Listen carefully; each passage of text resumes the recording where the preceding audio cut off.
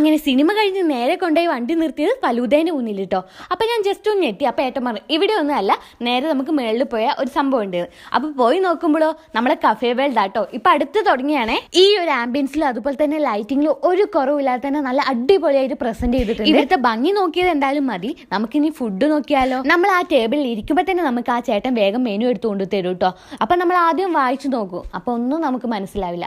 അപ്പം ആ ചേട്ടനെ തന്നെ നമ്മളിങ്ങനെ വിളിക്കണം, കാരണം ഇത് എന്തൊക്കെയാണ് ടൈപ്പ് ഫുഡാണെന്ന്, ഇത് നല്ല ടേസ്റ്റ് ഉണ്ടാവുമോ എന്നൊക്കെ നമ്മൾ ഏട്ടനോട് ചോദിക്കണം.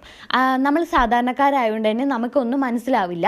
അപ്പോൾ അറിയുന്ന ആൾക്കാരാണെങ്കിൽ ചോദിക്കുന്നത് വേണ്ട, നിങ്ങളുടെ ഇഷ്ടത്തിനനുസരിച്ച് നിങ്ങൾക്ക് വാങ്ങിക്കഴിക്കാം കേട്ടോ. നമ്മൾ അറിയാത്തൊരു വ്യക്തിയാണ് പോകുന്നതെങ്കിൽ എന്തായാലും അവരോട് ചോദിച്ചിട്ട് ടേസ്റ്റ് ഉള്ള ഫുഡ് തന്നെ വാങ്ങിക്കഴിക്കാൻ ശ്രമിക്കണം. ഞാനും അവർ ചൂസ് ചെയ്തിരുന്ന സാൻഡ്വിച്ച് ആട്ടോ കഴിച്ചത്, നല്ല അടിപൊളി ടേസ്റ്റ് ആയിരുന്നു.